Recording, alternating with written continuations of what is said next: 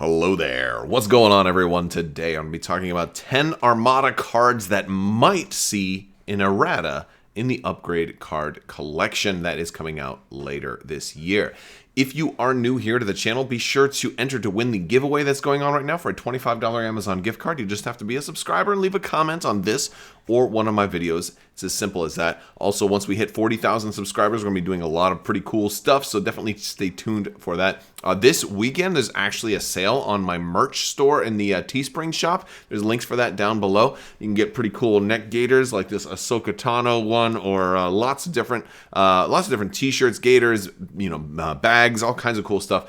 It's all down in the description below. If you use code WEEKEND10, WEEKEND10, you're going to save 10% off of your orders. That's all weekend long, and it's limited time. So, get it while it lasts. But yeah, we've got lots of masks, shirts, gator necks, all kinds of cool stuff like that down in there. But check out other stuff down in the description below too. There's links to Facebook, my Discord, Twitter, Patreon, all kinds of stuff like that. If you're interested in helping support the channel, that's a great way to do it. All right, so let's talk about the upgrade card collection. This is a pack that has every single upgrade card for the entire game. And by upgrade cards, I mean the small cards, your commanders, your titles, your officers, your turbo lasers, all kinds of stuff like that. They're all being reprinted in the standard card size, so they're going to be the same size as your squadron cards. Ships from the Clone Wars on forward are all going to also be in that same size. So now every card in Armada is going to be the normal standard size, normal playing card size. And that's meant to standardize some things, but also in this particular pack, it's nice because they're gonna have every card, so you won't have to go buy a Liberty for a Spinal Armament anymore, or an MC30 for a Turbo Laser reroute circuits anymore, and that's gonna be really good for single faction players, which is definitely a focus Fantasy Flight Games has been going on lately. They've been trying to make things less toxic for people who are more on a budget, and so far, I think they've done a pretty good job at shifting in that direction. So this is a great step because Armada is like the one game that really needs it the most right now. But another thing about this particular card collection, this is launching alongside the Clone Wars later this year, and it's in addition to bringing all the upgrade cards, this is something for that existing players will want as well, because it's also going to have point cost adjustments. In addition to the resizing, and also in some cases errata. In other words, changes to the way a card is written that will actually impact its gameplay. And so I'm talking about 10 cards that I think may end up being in here with a change to how they work. Maybe they're too good, or maybe they're too bad, or maybe they just kind of represent something that is going to be reflected in the 1.5 rule set. Armada has basically, along with the Clone Wars, there's going to be a lot of changes to the rules. Not too many, not to justify like a second edition of the game, but enough changes that they're kind of calling this a 1.5. So with that said, let's go ahead and start running through 10 cards that I think might see errata. First up, Governor Price. Governor Price, it was kind of a band-aid that came into the game to try and help, imperialists that wanted to run, maybe like, two big ships and have one still be able to go last and then first. And she was put in the game to kind of really combat the activation advantage and being out of control with activation advantage, and because like the rebel fleets would run like a whole bunch of CR90s or then flotillas and all this stuff, and it was this really big thing of like, how many activations can I get so that I have control over when I go, and basically they're changing that with the pass token. The pass token came out with huge ships, and and it looks like we're in the dial pack, we're going to be getting a bunch of pass tokens, and it's been lightly touched upon that pass tokens are going to have a bigger impact in the 1.5 rule set, and that activation advantage isn't going to, well, we don't know exactly how it's going to be affected, but it was one of the goals basically for 1.5 is for that not to be the end all be all of list building and player advantages. So basically it seems like that there will be less of a focus on having a high activation count.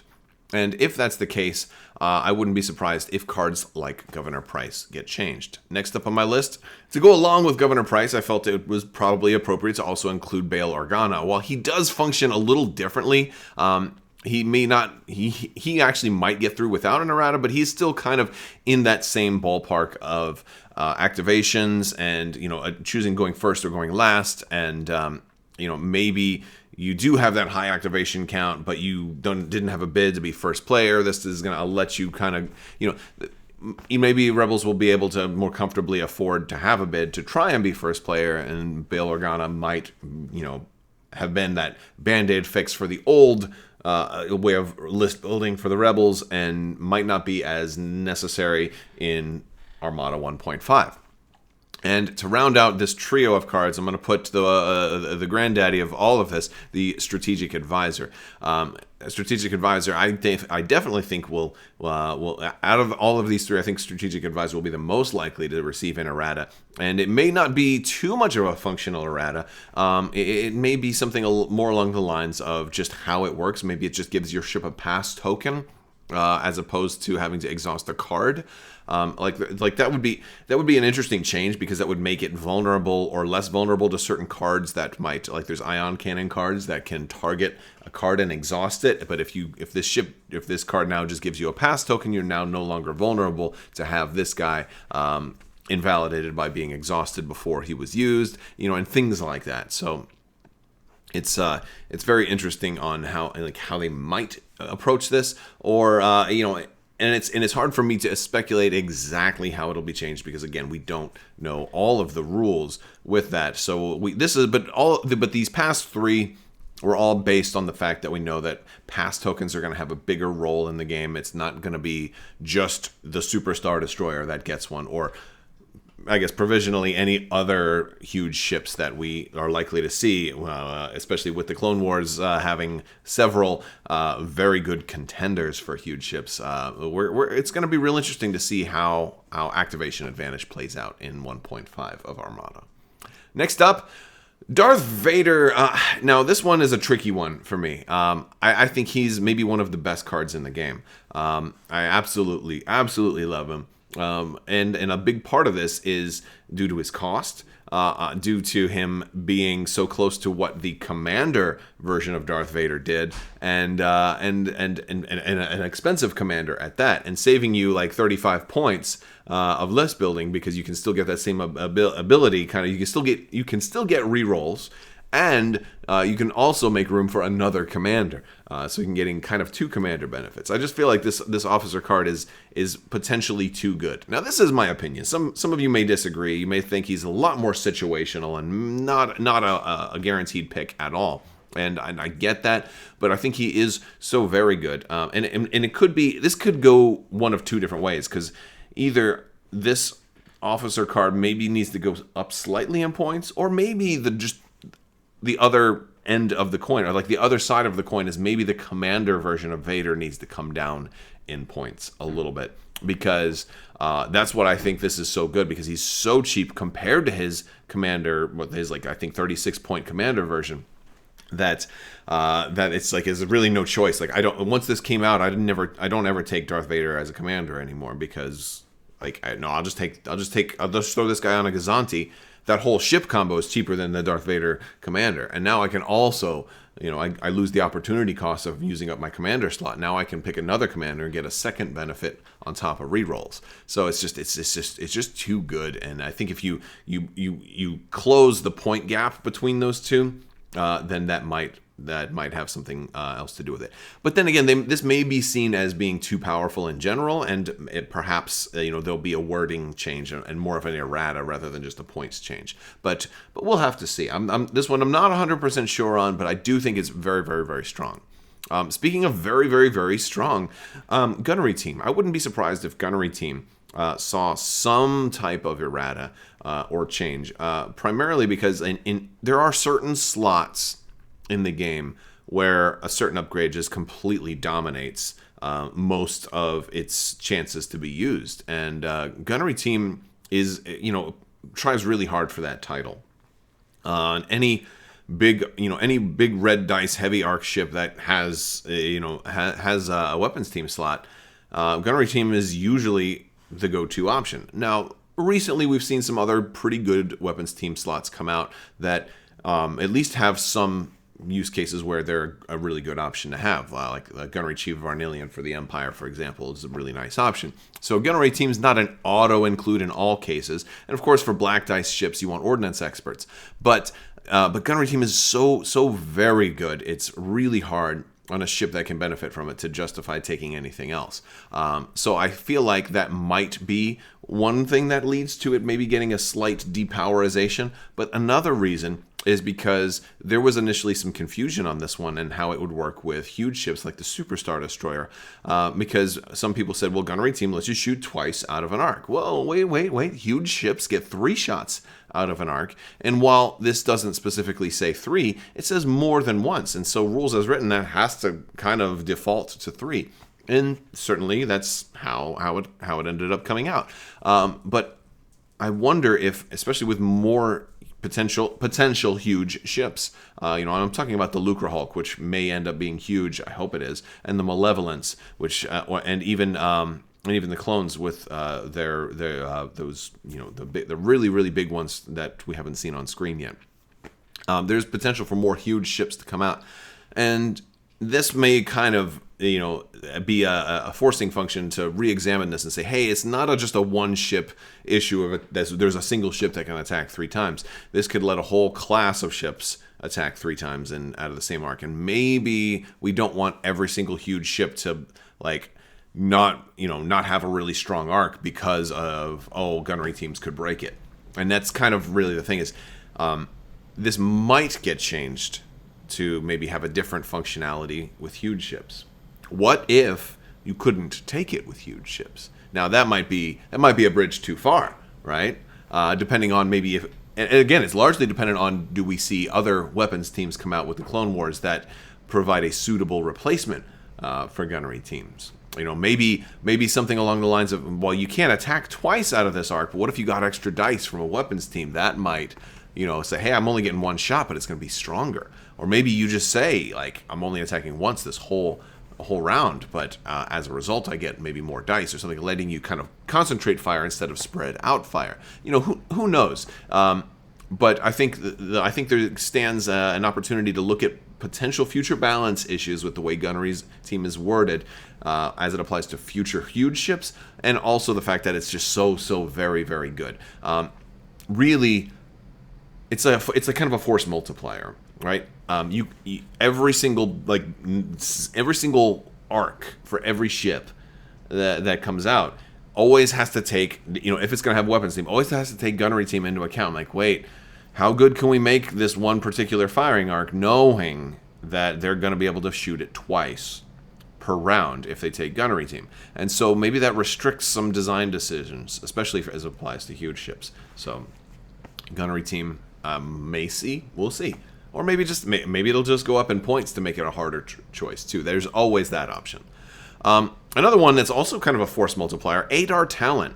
I'm not saying that Adar Talon is broken, but I'm saying it's possible he could see a change. Now, I think the biggest thing that makes Adar Talon not broken is that he is very expensive. 10 points is awfully expensive, and and an officer is also a highly coveted slot. And so he was put into the game very, very early, but at the same time, he's also a force multiplier. Because for 10 points, you're basically each turn getting to activate a squadron a second time. And as long as that squadron costs more than 10 points, you're kind of getting your money's worth. And since most squadrons do, but this is a limiter because now every squadron that they ever want to add to the game has to think, wait, this squadron could potentially activate 2 times. As long as the rebels are using it, so that's interesting. As any future squadrons are always going to be kind of bound by that, and not just future squadrons, but also future squadrons that have, or future commanders that might impact squadrons. So imagine there's a commander that's you can exhaust them when a squadron's attacking to do something crazy, or maybe if the rebels got a Sloane that makes lets your squadrons do something extra. Anything that's doubling something can be, potentially problematic. So I wonder if, and it really, I wonder how many more Rebel Squadron packs they plan to make. Adar Talon does have the luxury of only being a Rebel, a pilot. So, I wonder how many really strong squadrons we're going to see in the Clone Wars factions at launch. We're going to have Jedi, so they're going to be very strong. Now, we don't really have to worry directly about Adar Talon making a Jedi go twice, because as of right now, I don't think there's anything that's allowing you to mix and match faction-locked upgrades. But then again, that would be kind of a cool, a cool little gameplay variant somewhere down the road. But so I don't think we have to worry about that. But it does kind of make you think if there ends up becoming some kind of power creep, like if Yoda in an Edda 2 fighter ends up being like the greatest squadron in the world, and then Empire and Rebel need more powerful squadrons to combat that, you're always gonna have to worry about like, wait, but anything we add can get activated 2 whole times. So that's something to think about. Another one very, very strong is electronic countermeasures. Electronic countermeasures is so strong, it's pretty much dominated the defensive retrofit world as far as just about every upgrade that's available. I mean, if you go and look at all your defensive retrofits, there's not a whole lot that you take beyond electronic countermeasures. There's a few that have small niche kind of roles. But generally, you have a big ship, you got a flagship, you're putting ECMs on there. It's so good that other abilities have been trying to mimic it, and so like you have a whole commander on the Rebels that's trying to kind of mimic it with a gate, for example. So yeah, it's a really, really strong one, and I wonder if it's not maybe a little too strong, right? Especially for its point cost. It's like it's appropriately costed with most other upgrades, and it's easily the best. I wonder if something like making it still good but not the best there is might be more in line. Like maybe it would take 2 accuracies for your opponents to lock down a defense token as opposed to just 1 or something like that. And maybe you exhaust it after dice are rolled and like, okay, now it's going to take 2 accuracies. Like something like this way they still can. And that would still be really good, because a lot of times it's just that 1 accuracy that targets your brace and you're done. But that would make it maybe not an auto include anymore. But that's a thought. That's a thought. Maybe we'll see something like that. Because also, this one's not faction locked. That means all of the Republic and Separatist ships would have access to this too, provided they have the defensive retrofit. So is this? Do you really want like 2 more factions that all of their defensive retrofit ships are just always going to take electronic countermeasures? Like you kind of want to open the field up to maybe some new upgrades. Hey, let's talk about titles. Talk about Force Multipliers Demolisher.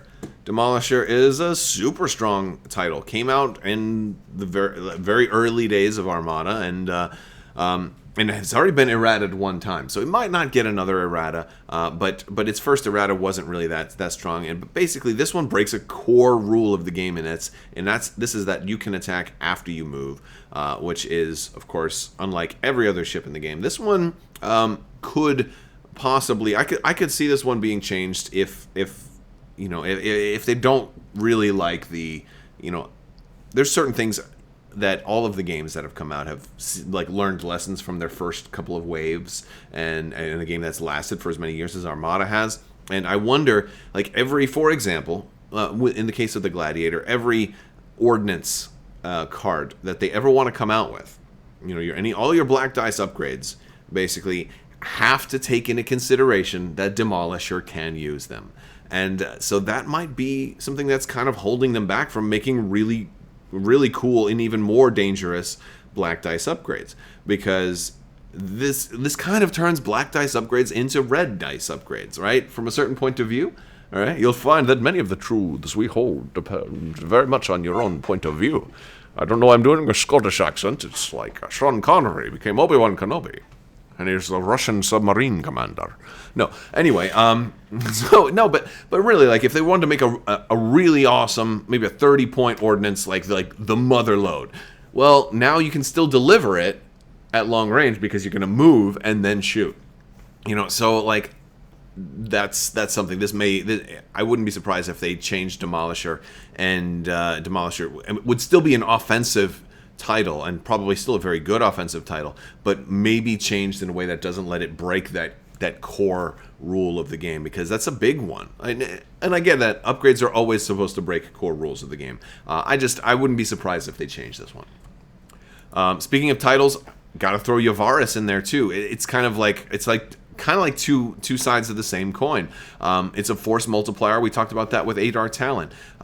Every squadron that you activate can attack twice, if it, as long as they don't move. So this means every squadron attack ability, every squadron commander that might ever come out that buffs the squadrons when they attack, everything that's going to affect the way a squadron attacks, including new squadrons, critical abilities like Luke Skywalker was cool, but then you have other ones, all of that stuff. 10 num, for example, all of those can trigger twice from Yavaris, and that's a pretty significant thing. I mean, heck, even 3 times if you combine Adar Talon and Yavaris, right? So yeah, I think that's a really big deal. I think it's a really big deal, and I wouldn't be surprised if that changes somehow too. Similar to my prediction with Demolisher, maybe it ends up still being squadron based, but doesn't necessarily break that core rule of being a multiplier. Something that's additive is usually better than being something that's multiplicative.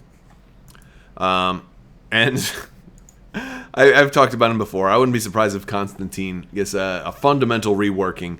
A lot of people don't like Constantine, and I think he's got at the very least, I think he needs to take huge ships into account. Because I think he should be an option on a Superstar Destroyer. I still wouldn't take him unless I was just playing for fun. Well, I mean, I usually do play for fun, so I mean, I might try it out, but I wouldn't take him on a serious list. But that's just the thing. Like, it seems like he may have been intended to work in a certain type of meta before the Superstar Destroyer or before huge ships were before they were really anticipated. I don't know. Maybe not. But either way, they couldn't have put huge ships on here at this point anyway. I just feel like he should at least have huge ships. But more so than that, he probably just needs to be totally changed. He's not fun for... people don't like playing against him. And I say that, and I know somebody's going to say, well, I like using him, or I like going up against him. And maybe some people do. But the more people I talk to, the more people say Constantine is just terrible, completely bad. And another problem with him is to make him a little bit more competitive, to tweak his ability a little, to turn it up a little bit, really turns him into like a toxic card, right? Because he's doing so little, it's really not a big deal. But at the same time, if you turn him up at all, now he's instantly goes into the negative play experience. Like, nobody wants to not be able to command their own ships. Nobody wants to build a fleet that you take away their ability, you diminish their ability to play the game.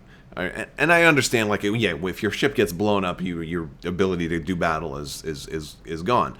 But he's stopping you from even potentially before shots are even fired. So he's just not fun. It's similar to, I guess, I would draw an analogy to Magic the Gathering when people play discard decks or blue counterspell decks. I'm like, no, you can't do anything. No, you can't do that. Oh no, like, I'm making your decisions for you. That is the thing that tends to rub some people the wrong way, and especially with new players coming into the game. I think we're going to see a lot of new players with the Clone Wars. If I'm slowing all your ships down to where you can't try to pull off the movement you wanted to do in your first game or whatever, like that's going to be, that's going to be a problem too. I think he's not very good, and if to make him better is potentially going to make him, toxic, I guess is probably the best word, but or a negative play experience. So maybe he just needs a complete retool to have a whole different ability, perhaps. And the thing is, I mean, that could go in a lot of different ways. He sought glory. He wanted glory at all costs and was willing to defy orders to get it. He wanted to go for that kill shot in his last battle, right? The Battle of Adar Talon, I believe that was. A great battle too, by the way. But yeah, I mean, so it could be something about glory. It could be something about glory at a cost. You know, maybe he gets, maybe he's one of those guys that buffs only his own ship, right? And that would be selfish of him. Maybe he gets extra dice. Maybe it's a once per game thing. Maybe you exhaust him once per game. You can exhaust him and get 2 extra dice on an attack, a one-time thing. Like, that'd be kind of cool, especially if he was cheap. Like, I'd consider that. That sounds kind of fun, right? Just buffing your own ship with 2 extra dice at a critical moment. That could be awesome. Hey, who knows? I mean, again, that's just off the top of my head. Maybe that's too weak for a commander, right? But I think it'd be better than what we have now. You know, but we'll see. But these are my opinions, and I'd love to hear what you guys think, because my opinions are just my own, and I can be the first to admit that I am sometimes just absolutely wrong about things, or there's some things that I've only looked at from one perspective, and you guys often give me very cool, awesome, different perspectives. So you know, I definitely encourage you. Let me know what you guys think down in the comments section. Do you think we're going to see a lot of errata? Do you think any of these cards are going to be on the list of things that get changed, or do you think I'm totally wrong about some of these? Because, you know, with some of my recent videos, I've had a lot of fiery debate with some folks who definitely disagree with me, and that's totally cool. You're totally allowed to disagree. All right, guys, I want to thank you all so much for watching. Thank you for sticking with me, and I will talk to you guys later. I want a big thanks to my patrons. You guys are absolutely amazing. Couldn't do this without you, so thank you for your continued support. If you're interested in becoming a patron, check the description down below. Click that See More button. I will talk to you later. Thank you so much, and as always, have a great day.